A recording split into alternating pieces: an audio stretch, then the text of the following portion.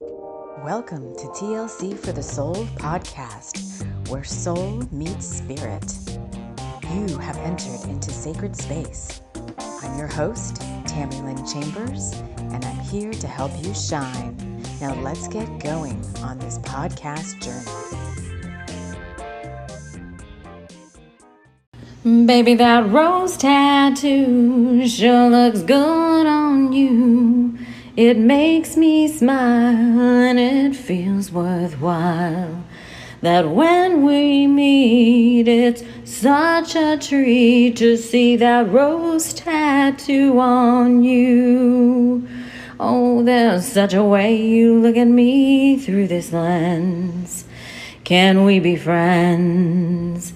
Even now in my bed, you're in my head, and I can't ignore my heart. Oh, baby, this rose tattoo sure looks good on you. How long have you been here? It's such a treat to see you in my feet with your rose tattoo and charm. Oh, lying here, I think about fear and I push it aside. Because love doesn't hide. I want to reach out to you and say that it's time to rhyme. Together, you and I. Oh, baby, that rose tattoo sure looks good on you. It makes me smile and that's fun. That when I see you there with your sable hair and that rose on your arm, I feel your wit and your charm, and it turns me on. Oh, baby, that rose tattoo sure looks good on you. It makes me smile and it feels worthwhile. That when we meet, it's such a treat to see that rose tattoo on you.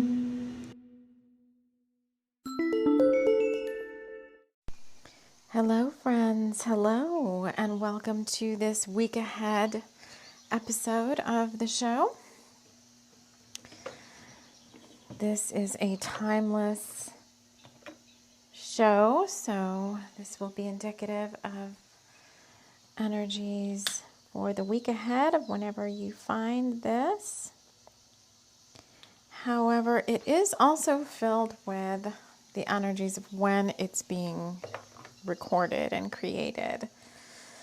So before we get into all of that goodness, I want to welcome you in to this sacred space with me. If you're a new listener, settle in as we bring through the energies of what we can expect for the coming week. Thank you for joining me here. If you're returning show family member, thank you for continuing to come back and hang out with me as we go on this journey together. If you've been here a while, you know it's been quite adventurous and quite interesting. So before I get into what we're going to do today, I want to just wrap us all in love light and light love.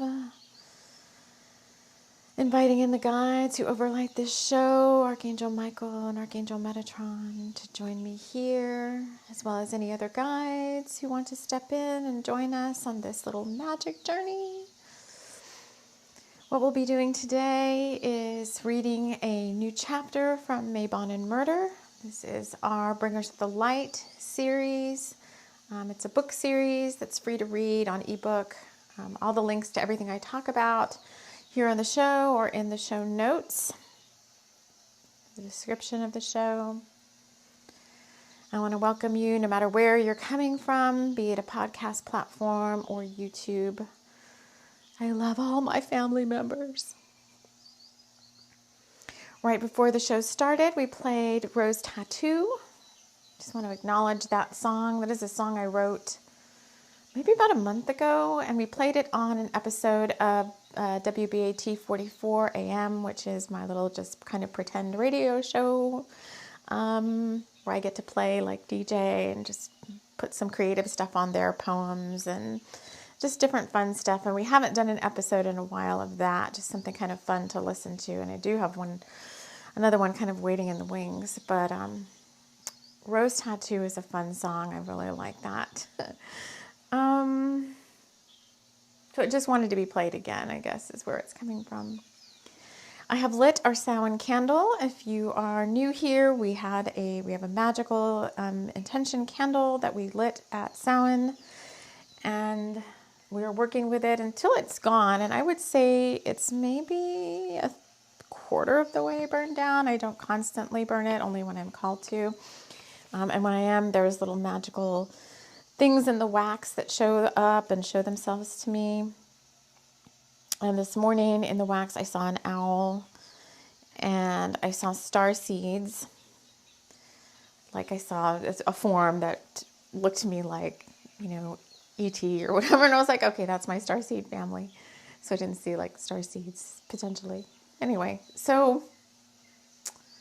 and then when I was out on my walk this morning with my dog, I heard an owl in the trees, and owl is one of my totem spirits, and I have not heard an owl. I have not been in proximity to an owl that it's made itself known to me in quite some time now. So I was really excited to hear that. We are going to read the incantation that we channeled in on Samhain when we first lit this candle. Just because it may have special meaning to you, and it also surrounds the energy of when this candle is lit. This is kind of the energies that come in. But the channeled message was, this light shines bright in the dark. The words you will feel in your heart. A witch's broom. Voices from the tomb. Allow them to assist. The time is now. The words will reveal a secret for you in the bell's final peal.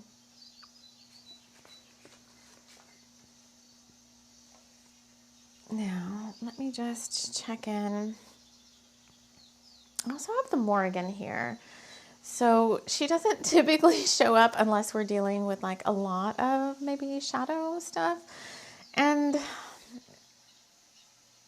I don't necessarily expect that everyone listening listens to every episode, but we did do an episode on the 1111 Gateway. All of these episodes, you can just scroll back in the podcast, or they're in recent uploads on the homepage of my YouTube channel. But we talked about the fact that this particular 1111 Gateway kind of was a jumping off point, but potentially could still be running two timelines at the same time.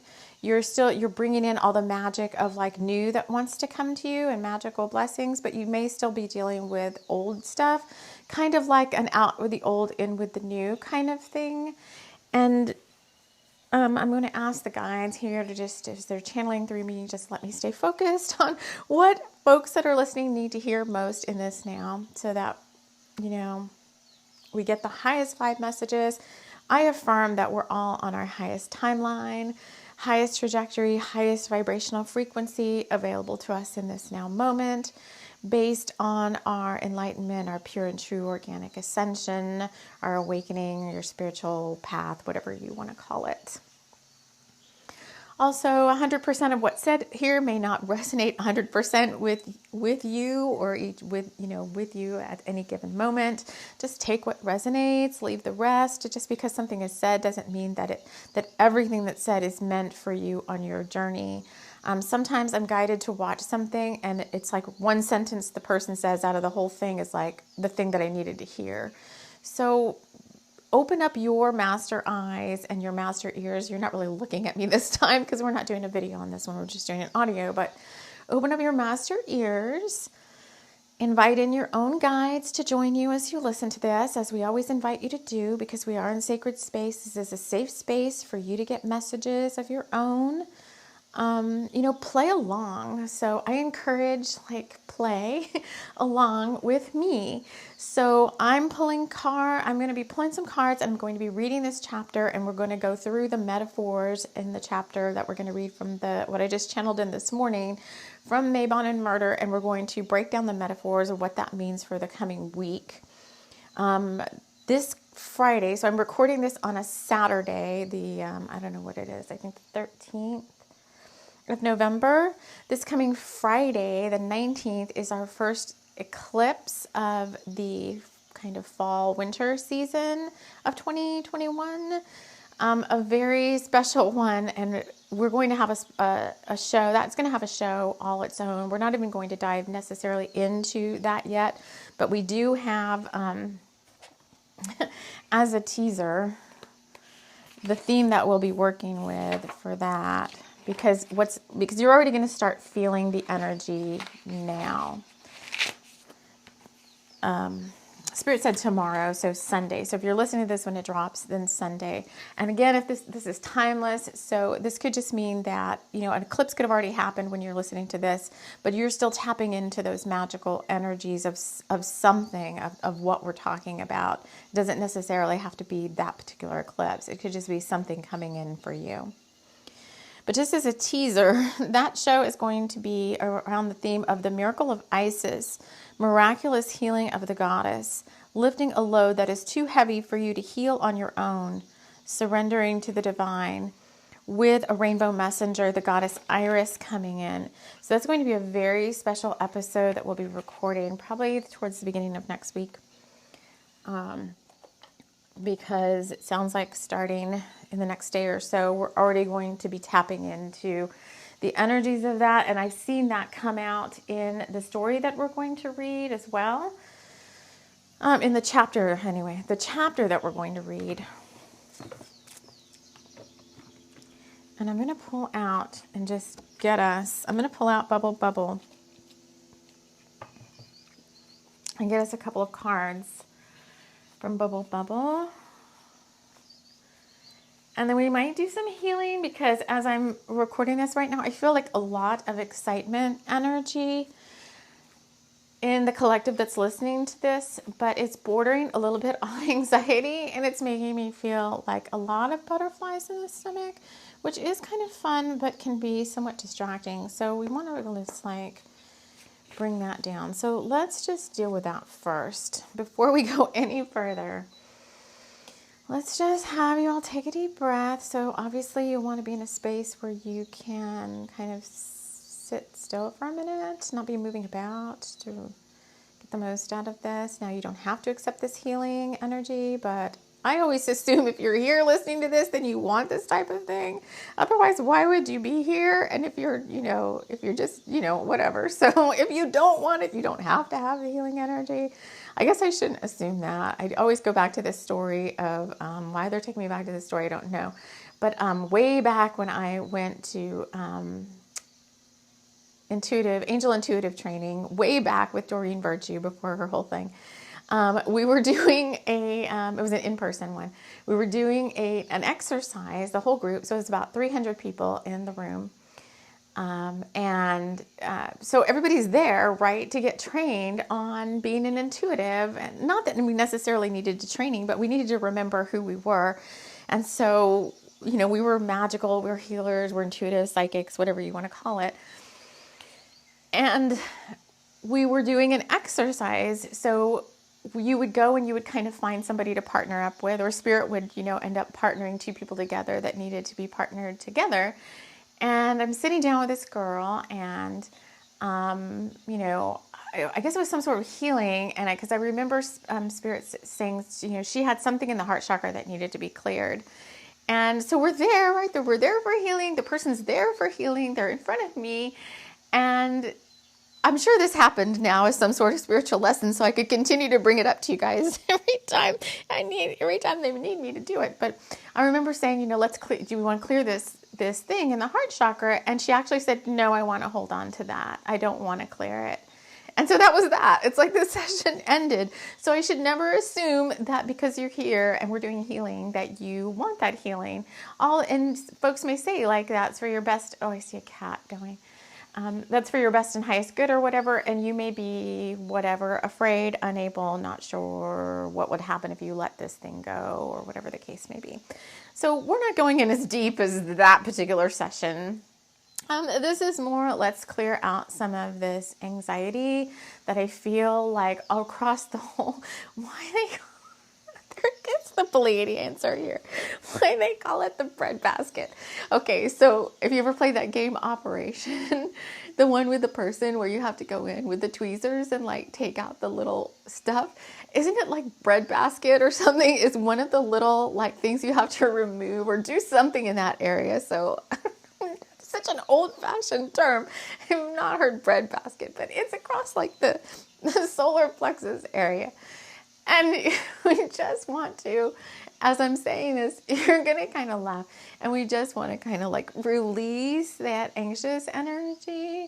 I'm invoking a violet fire next to you. You can do that yourself too. I mean, you're just as magical a creator as I am. You are a soul. Part of your abilities are creation and co-creation with source and with spirit. And so we've done this test before. I guess I could do it again if you're new here, but you just invoke a violet fire. You just say there is a violet fire next to me. A violet fire is used to transmute lower energies.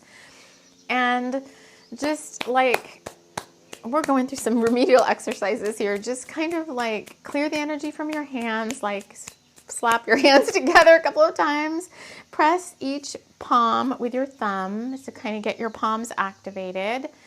And I want you to take your left hand, and there's nothing on the left side of you because we created this violet fire to the right side of you. So I want you to just feel the energy on the left side of you, like go up and down with your palm, and it's like, do you feel anything there? Like for me, my palm just kind of goes up and down, and there's not a whole lot going on the left side of me. Now we invoked a violet fire to the right side of you. That's a very high vibrational spiritual flame. And take your right hand and just feel into the energy, like take your right hand up high, like head level, and bring it down. It's like, do you feel something like maybe pushing back? I don't want to like influence you, but do you feel anything that feels different about your right side versus your left side? Like for me, I feel a pushing back. And if I like stick my hand in it, I can kind of feel warmth around my hand, even though it's not a fire that's for warmth. It's a fire of transmutation. It's there. And if you are very clairvoyant, you can see it there to the right of you. It's there. We created it. And now when we want to release lower energies, rather than just dumping them off anywhere, like spiritual pollution, because we're releasing lower stuff, we want it to transmute it. So we typically use like the earth. You can send those down into Gaia.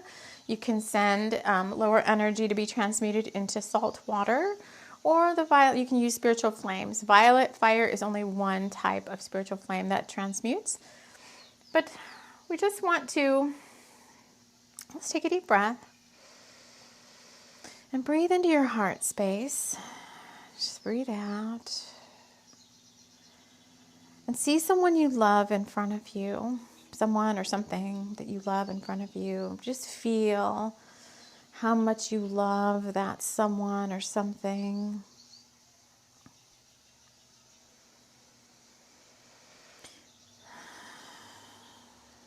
Now bring that loving energy that you feel for that up from your heart, up through your throat, up through your third eye, up to the crown of your head, and stay on the crown of your head. Just put your whole focus on the crown of your head.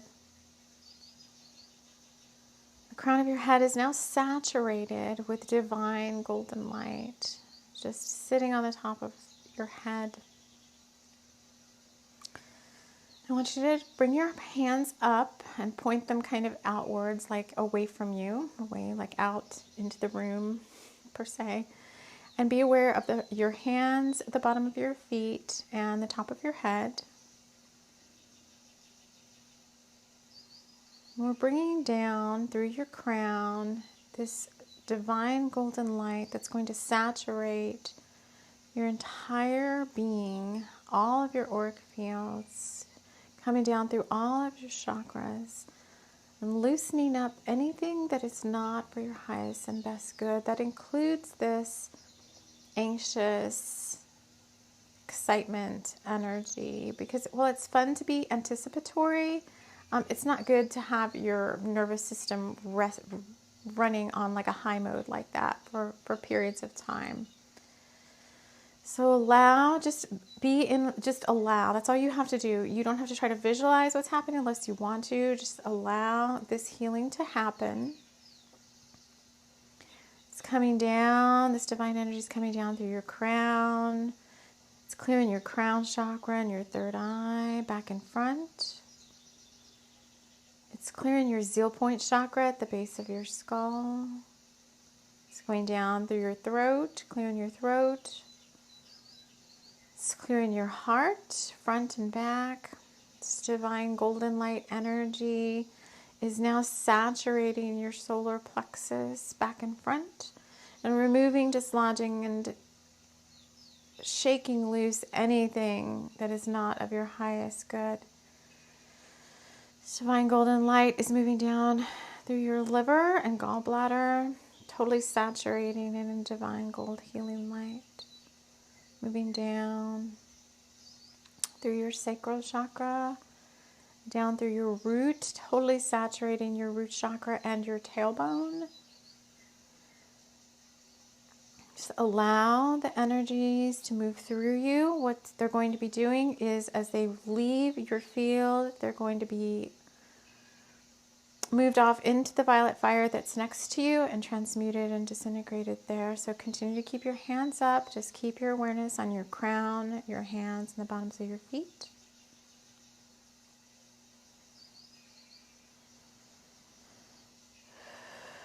Now I want you to chant with me just one time here to help further dislodge these energies.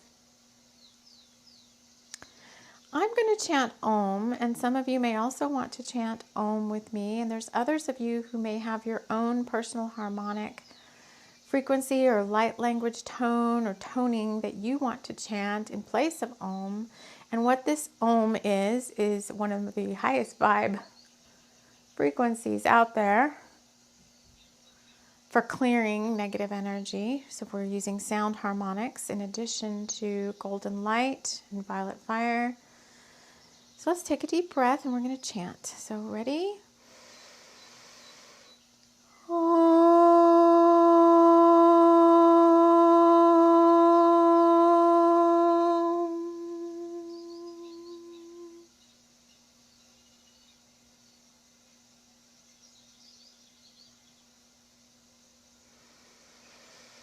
Take a deep breath. I'm watching this energy as it's continuing to work, and when it's done, it'll tell me it's done. But what I want to do is, as the energy is draining through you, draining out, all the energy you don't need is draining out. We're now going to fill you with you're filled with golden light, which is already super high vibe. But we're also going to bring in a little secret potion of just additional high vibes to help you. Why are they saying that? Come on, baby, light my fire. Why is that? Why is Jim Morrison here? Gotta set the night on fire. Okay, don't know. You know. Okay.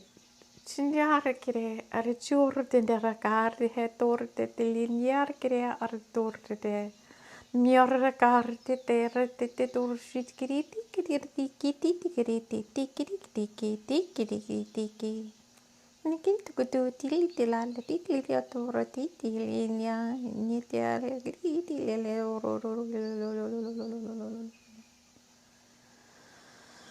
Take a deep breath.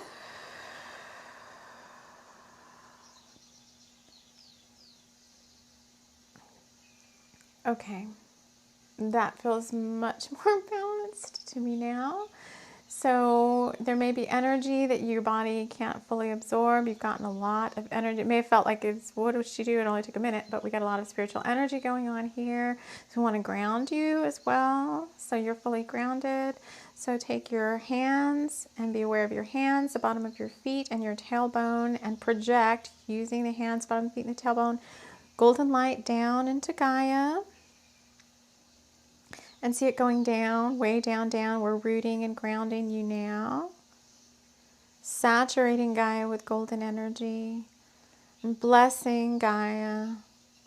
Blessing all beings with peace and prosperity and wellness and faith and trust and hope, divine guidance, empowerment, divine wisdom, joy, love. Sending all of that, all of those blessings down into Gaia to be dispersed to all beings. Okay, and when you're ready, I'm going to thank the Violet Fire for joining us here for its service work as a sacred tool of alchemy. I'm going to release the Violet Fire next to myself and next to each one of you. And if you want, as an experiment, you can kind of put your palms together and do that little thing. Kind of feel now. Feel to the left side and feel to the right side. And it's a little experiment. The little violet fire is gone. And you can recreate that yourself anytime. You don't need me to do that for you. So now I feel better. I feel like we're in a good space. And Jim Morrison, okay, it was so funny. Jim, I don't know why who knows why sometimes these folks pop in, but the person I really wanted to channel, maybe one day we'll do that, is I love John Candy. I really, all of his movies and stuff, and he was just like a big kid at heart. I would love to channel him and just play with him one day. I think we have to be outside because I feel like he would have us kind of jumping around and moving around and doing some fun stuff. So maybe that's next. Like all these healing episodes and all these like divinatory episodes are fun, but I do like to channel. I do like to do other stuff like the radio show and bringing in some of my favorite people. I know when we were heavily into like twin flame episodes, we brought in Tina Marie and Rick James, like totally, some kind of off the wall you wouldn't suspect, but that was a really good episode. And we've talked to Princess Diana before, and we've talked to Bob Ross, but we've never I really want to talk to John Candy, and every time I see him, my son and I watch Planes, Trains, and Automobiles, which is our Thanksgiving tradition to watch certain shows, and every time I just look at him, he just looks like he'd be really fun to hang out with. All right, I've got 4 cards from the Bubble deck. And it's funny, I don't know why I think about saying this. Like, I love all my card decks. Like, I've shared with you, for those that are new, though, like 90% of the decks I use are my own decks. Again, you can see those. There's links if you want to check those out. And I just finished doing all the flip throughs on YouTube for what those decks look like. Just quick little, like, 5 to 10, they're more like 10-minute little flip throughs of each deck that's out there. But I'm almost kind of like, okay, the season of Bubble is kind of wearing off for me a little bit. It's very autumnal, but I feel like we're moving into the higher light of here it'll be the winter solstice, but a very high vibe light stuff coming in December with all the eclipses and stuff. And so I'm really working hard to try and finish this. It's a new deck I have coming out called Pleiadian Power. I love it so much, and it's very winter feeling to me, or if you're in the other hemisphere, it could be summer, but it's very like high light, high vibe, and just fun with the Pleiadians. And I'm kind of ready to stop working with Bubble's not a dark deck, but it's just more like Samhain Halloween kind of deck. And so I hope, my wish is that I can finish this. It's 44 cards, and I'm about maybe a third of the way through, but I'm hoping to have it just for the holidays so we can start using it for that. But I'm not going to flip over these 4 cards from Bubble yet. We're going to read our chapter. There's our magical Catahoula. Catahoula speaks. I'm going to read our chapter from Mabon and Murder. And then we're going to, I will say, when I channeled it in this morning, it was, it speaks a lot of alchemical magic, and maybe that's why they had me take you through just feeling the energy of the violet fire, and understanding what a magical creator you are, because everything that happens in an episode is part of the episode. And what happens here in this chapter is just something of your own making, and it's really exciting, and it's all about co-creation with spirit. Where we left off before, so this is going to end up being a book, Mabon and Murder, The Bringers of the Light. If you're not familiar with that, they're like light bringers, light workers, light warriors, just like me, just like you. These are channeled fiction stories. They come out via automatic writing. They're all in ebook format. The Bringers of the Light right now is not in paperback. All my paperbacks are on Amazon, but Bringers of the Light I have not put on paperback, but they're all free to read. The chapters right before this, we're on chapter 5, and basically what happens is Abigail and Dakar, our divine counterparts, our magical couple, the Bringers of the Light, they are at an autumn festival. Abigail owns a little pastry shop thing in our etheric town of Rockaway Point. Every year she goes to the autumn festival at the Rockaway Point Fairgrounds, and she submits a magical recipe, and she usually ends up winning some sort of prize. But at the same time, Abigail and Dakar and the members of the Spectrum Book Coven, which is Abigail's coven, are here to bring light to the darkness, and they usually foil dark plans. They've done that before in many an episode along with their coven friends. Right now, they are at the Autumn Festival. Abigail is in a tent preparing a potion, which is supposed to be an entry into the contest. She doesn't know what the final ingredient is because her familiar, her raven, Rainicourt, has been the one who is supposed to be putting the final ingredient in, which even he doesn't know what it is. So this is all about alchemical magic. There's a cauldron being used here. If you're familiar with the story of Ceridwen and the magical brew and the Awen and the 3 drops of potion and all that. And even if you're not, you can kind of go look it up. But it's very similar to that, like creating alchemy through magical intent. And Dakar, her counterpart in the last chapter, had been up in the angelic realms getting some sort of divine guidance and an upgrade to his avatar, his physical avatar, so that he could hold more light. And so we had talked about the divine masculine kind of getting an upgrade. So now we're at the magical time. This word magical being used so much, but we're at the time where the potion, the thing in the cauldron that nobody seems to really know what it is, it's how it's going to turn out. Oh, guys, this is so metaphorical. You have to already be reading into this with your master ears, your guides. There's something we're creating. There's something we're co-creating with spirit. We don't know how it's going to turn out. Hence the excitement and the butterfly in the stomach thing we were all feeling, that we had to kind of clear that before we even started reading this chapter.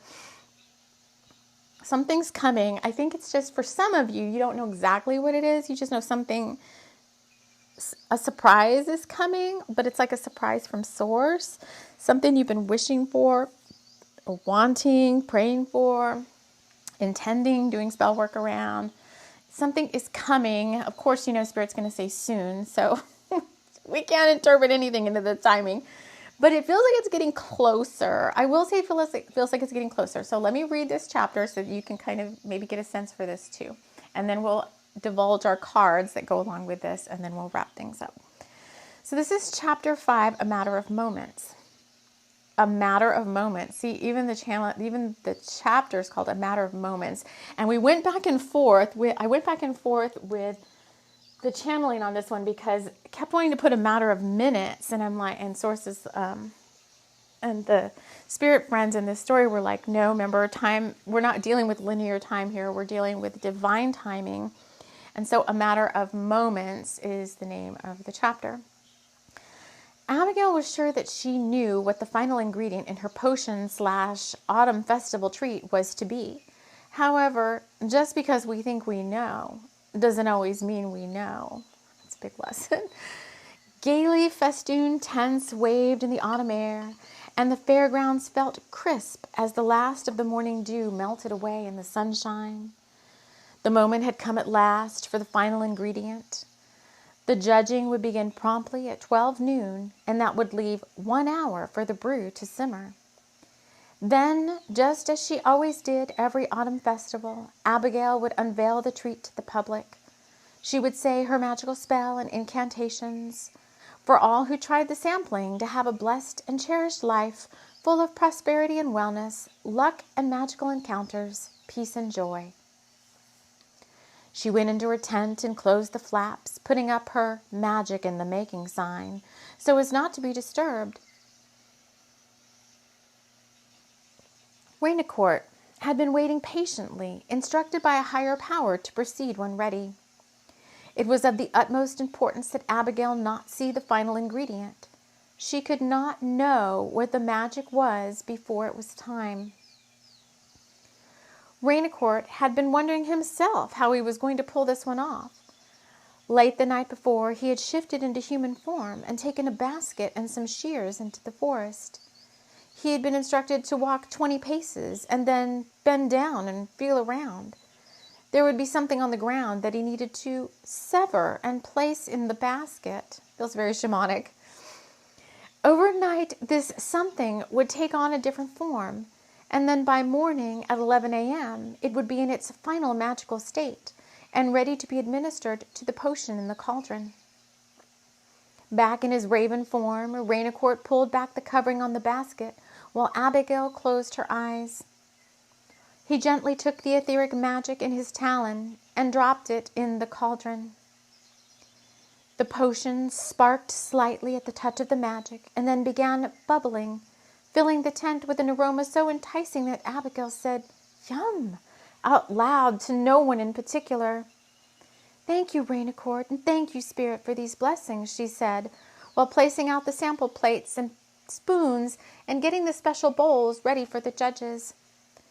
Abigail's Pickle Mickle was the formal entry name, but she still wasn't sure what would come out of the cauldron. Rainicourt, now bored with plating food items, left to scout out other wares, particularly a very bright green sword sheath he had seen at the hatter's tent. The air felt a little lighter, and then from seemingly out of nowhere, a presence was felt at the far end of the fairgrounds. "Well, hello," Dakar said, tipping his winter cap to the gnomes at the gypsy caravans. They had already begun to infiltrate the fairgrounds, weaving their spells of fun and mischievousness to lighten the mood. Dakar reached out to Abigail in his mind. "You want to make some fun?" he said, knowing that could be interpreted several different ways. He meant them all, but knew other fun with his woman would have to wait for later. Maybe tonight another round of naked hide-and-seek under the almost full moon. They hadn't played that in ages. Just as Dakar was reaching Abigail's tent, he felt eyes upon him, and they were following him. Dakar pinged the energy and determined it was nothing major. Probably that pesky Heather happenstance again. He didn't like being followed, but he let her have her fun. Back in the tent, the potion stopped bubbling. Abigail slowly peeked inside the cauldron, a little nervous about what she might find. A concoction that smelled like cherry pie sparkled back at her. And in the center of the cauldron lay a perfectly formed cherry and apple pickle tart, a confection, pastry, and magical moon pie all in one. Very strange. But she had to trust that this alchemical treat was just what she needed. After all, it had been formed by the magic of her prayers and desires, and that had never come out bad before. Abigail sliced the pickle mickle and spooned small portions into sampling plates. She made the judges tasting plates and then, with a flourish, pulled open the tent flaps and removed the sign. As she smiled and sang, putting out tasting plates, she was warmly greeted by strong arms around her waist. Dakar nuzzled his face in her hair, breathing in the scent of her. This someone he had known for so many moments before in this life and many others. All thoughts of pickle mickle tart judging and what would happen next in the world faded away as they enfolded each other. All was right in this little world, And that was what mattered most right now, Abigail thought, allowing herself to be encircled by all the magical elements that made up their love. Oh, so good, you guys. Oh my God. I don't know what metaphors you're getting, but it's all really about co-creation with spirit. They're really pointing me back to the story, if you're interested and you haven't heard it, of Caridwen and the cauldron and the 3 drops. And oh gosh, it's so good. That story first came to me as part of my Druid Bard training. But is there anything else? All right, let's turn over our cards now to see if there's anything else Spirit wants me to focus on here. Okay, so the first card we get is make your home into a sacred sanctuary, and it's a castle. The second card is, oh my God, the second card is excitement. We were just talking about excitement. Whatever Dawn had done, it was over now. She wiped her hands on her apron and made her way out of the crowded restaurant. She was done here. And then why had he lost his best race? Oh my God, I can't talk. This is a story card from Bubble Bubble. So the second part of that card is why had he lost his best waitress? He wasn't sure. Quite possibly the way he treated everyone could have caused this rift. So excitement in this case is, in this story card, Dawn. Whatever Dawn had done, it was over now. She wiped her hands on her apron and made her way out of the crowded restaurant. She was done here. I swear this is co-creation because she's just like Abigail. She was creating something. And even on this card, I'll put a picture of the card in the thumbnail of the show, but it's a cauldron with 3, oh my God, what am I doing? 3 like little, it's not 3 drops, but 3 little like steam pieces of steam coming out of the cauldron. I can't explain it. And the cauldron is lit by a little fire, but it almost looks like a lotus blossom. And then it does seem to say that she's leaving kind of a bad experience behind, or an experience that's no longer for her highest and best good on this card, because there's this other person involved, the owner of the restaurant or whatever, and he lost his best waitress. He couldn't even understand why. And then, could it be that he probably treated everyone like crap, and maybe she just co-created another job opportunity or something out of this, and she was like, I'm done here. Whatever magic she needed to spread there was over. So we have a castle, make your home into a sacred sanctuary, with the excitement card. We have this card with beautiful autumn trees. There are messages for you outside in the wild. And the last card is daydream. Oh, you guys. The last card is daydream. So this is kind of about 2 people kind of dreaming each other into being, so to speak, which is really kind of part of what happens in this chapter. Like Dakar and Abigail can never really ever stay apart from each other. Even when they're separated, they're always in contact in the 5D. They do a lot of telepathy together here because they're very well connected telepathically. And I just like how at the end it's like once they're together, and they're very playful. These are all things that they manifested in a divine counterpart in each other. And we don't even have the story of when they first met. I don't know what happened, how that came to be. Maybe one day we'll write that story, but we'll channel that story in. But I loved how it's like all this stuff is going on. Things are going to be judged. She's got this magical tart recipe, the stuff of the fairgrounds. And it just didn't seem to matter. I just loved the last 2 sentences, all thoughts of pickle, mickle, tart judging and what would happen next in the world faded away as they enfolded each other.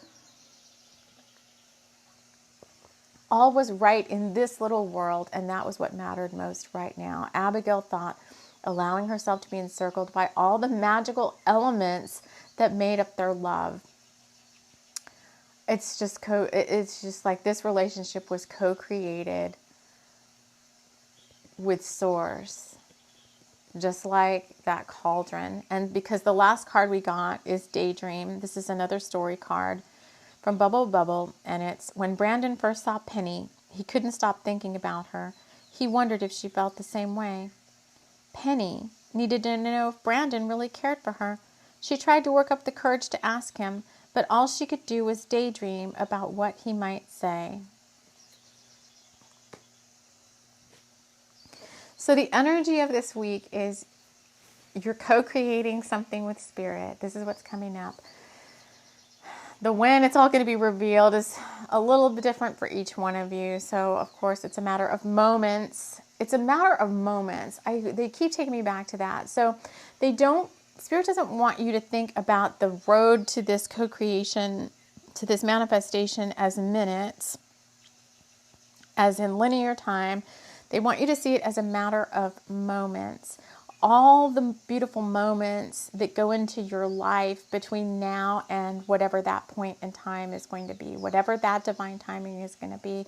Don't miss out on the moments between now and then. And this may be a relationship, this may be a job, this may be something, of a smaller significance to you. Everybody's manifesting their own thing. But it's just like, until you get there, the magical moments are something like, take care of yourself. You're going to I keep hearing this all the time, like no matter who I listen to, right? It's about self-care right now, taking care of yourself. Make your home into a sacred sanctuary. So what can you do to kind of spruce up what's around you? Maybe it's time to bring more of those sacred elements into your home. Expand your horizon out a little bit in terms of the what you can magically co-create for yourself. It's not just your internal world, although your internal world influences your external world. But as you continue to rise in high vibe, and I know the people that listen to this podcast and this channel are high vibe folks. I just know you guys are. Otherwise, you wouldn't be here, because like attracts like. And it's maybe there's some little tweaks you can make, to your outside world to be a better visual for you of what you feel on the inside. Do you feel the magic inside? I know you guys do, and I know that you may feel like there's things that cloud that sometimes, doubts, heck, honey, people, whoever, like we all have them, myself included. I've been working through some big stuff over the past couple of weeks too, like a lot of anxiety about different things that I've had to clear. But it's in there. The magic is inside. And just when you may have your moment when you're learning a spiritual lesson, you're clearing or doing healing work or it's just shadow work. Like Master Co. I always have to go back to Master Co. Like it's all just energy, really, right? Like if we don't want to put a moniker or a label to it, like it's good, it's bad, it's dark, it's light. I mean, it's all just energy we have to deal with. And some of it no longer belongs in our space because we're vibing higher now.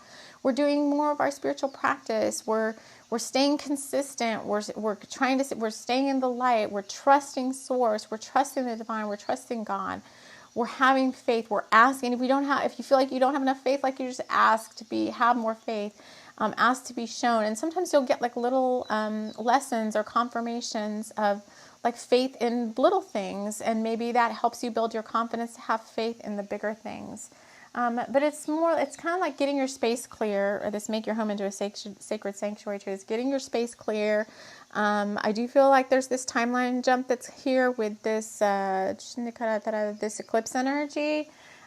Usually when the guides start having us clear all of our spaces out, and especially when they have me start doing healing work, like on the family and the land and stuff, I feel like there's a big jump, another big shift coming in terms of consciousness and your own personal enlightenment.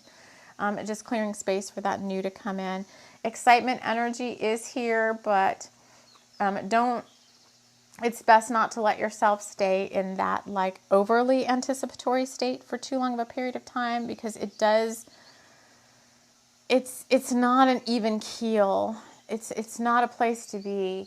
It leaves you unable to focus on certain things. And I did notice during these chapters of leading up to this one that we read, Abigail, I never once really saw that she ever got overly off center. Even when she didn't know the final ingredient, she just trusted that it was going to be what she needed. And I never really saw her, of course, These are spirit friends. They're like perfectly balanced usually. But I never really saw her go off keel and go too far out of her zone. And another way to help with that is the third card we got. There are messages for you outside in the wild. Messages are all over the place. I think just personally, they're all fun, like stuff I see on social media. So everything, Source is omnipotent and all powerful, right? So if you think that, so your social media feed is outside of Source's realm of influence, you've got another thing coming, because it's all just energy, okay? So when you open your YouTube feed or your social media feed and you see something and you're like, oh, that's odd, could that possibly be meant for me? Everything is orchestrated for your highest and best good if that's what you affirm it to be. And if you want to be shown messages and confirmations and stuff, then they're going to show up wherever they need to show up. We've talked about this before. But sometimes the most fun ones are just nature beings just showing up, unexpectedly. And I always love the story. We're going to close in just a second, but I always love the story. It was like an Abraham Hicks when she was telling a story about like her and Jerry, and they were out like walking a little trail. Oh, I love them so much. I love you guys. They were walking a little trail or something, and outdoors somewhere, and some creature, I don't remember the exact creature, some bird or something like showed itself, and she got all excited, and then she pulled Jerry over and he got all excited, and they were like, oh my God, I can't believe this, whatever it was, showed itself. And oh my gosh, they were just like, like so enamored by whatever it was and the message that it was bringing. And then she said that the creature kind of, the animal kind of said, have you seen enough now? Kind of like, all right, you got your confirmation. Or kind of like, have you seen enough now? It's just funny. Sometimes I get that too with the animals. And then the last one I do want to focus on is daydreaming. So there's messages outside for you in the wild. So get outside, get off your device as much as you can. I don't have to like harp on that too much because you guys know that's one of my big things. And then this daydream card. So this is another way to co-create, in addition to setting intentions, prayer. It's just to daydream. So that's kind of like using your third eye for visualization and manifestation. You're dreaming something into being. And it wouldn't be there to be dreamt into being if it wasn't part of your... we must have Abraham here. This is part of your what's in your vortex. Because when I start using words like vortex, it's always like Abraham Hicks. If it wasn't in your vortex... And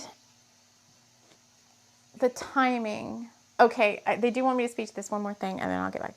So you can get all the confirmations you want or could ever need about whatever you're trying to manifest. So you could sit down and you could say, like, because I just tell Spirit sometimes, like, I need more confirmation, especially when I'm feeling kind of low, and I'm like, oh, is my manifestation ever coming?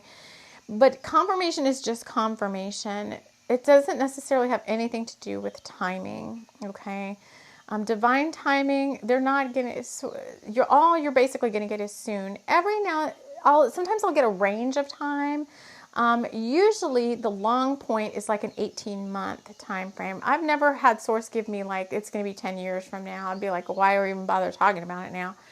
But usually when it's a big change, Spirit will say it's a 12 to 18 month time frame. And if you are like, okay, I'm going to continue with this manifestation because you have free will choice, you don't have to choose to do that, then what I found happens during that 12 to 18 months is you get prepared for whatever's coming. And it's not always easy. It's not just I get prepared for like, what happens when like a guest is coming in, right? You have to prepare. And so you may be cleaning stuff up. You may be getting your space in order, which is make your home into a sacred sanctuary. There may be healing work that has to be done. There may be spiritual lessons that have to be learned. A whole slew of things. So I'm not saying 12 to 18 months necessarily is what's happening here. I'm just saying that that's usually the long point for some of these bigger manifestations. And it does feel like for most of you, these things that are coming, these blessings, whatever you're co-creating that's going to manifest itself, quote unquote, soon, is something that's been in the making for a while now. And you've been getting prepared all up until this point to get to this point. But now you're in a state of basically waiting for the magical potion to finish, for the alchemy to take place, and for the divine orders to be given. Interesting. So that means Source is going to move people in like a chessboard. Source, Spirit is going to start, divine timing is going to start moving people around. Like they're showing me, like, even though I don't know how to play chess, they're showing me like a chess game, like moving people around, like moving chess pieces around the board to start lining things up for the next steps to start taking place. So right now, if you still feel like you're in that dreamy state and you're still you're still getting butterflies about what's going to happen next, just chill it all out and just bring yourself back into a calm, centered state. And when it's time for you to, if you're the one that has to take action, you will be divinely guided to take action. There'll be no doubt about it. And until then, it's just enjoying all the magical moments that are in between now and that time as best you can. So I want to thank you all so much for joining me here. And we will see you all again in the next episode. Take care.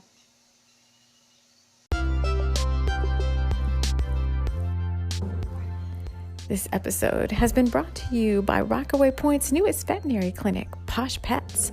Clark Witherspoon and his familiar poodles are here to help you with all your healing needs. Be it a toenail trim or a hairball tummy trouble healing session, we have everything you need at Posh Pets.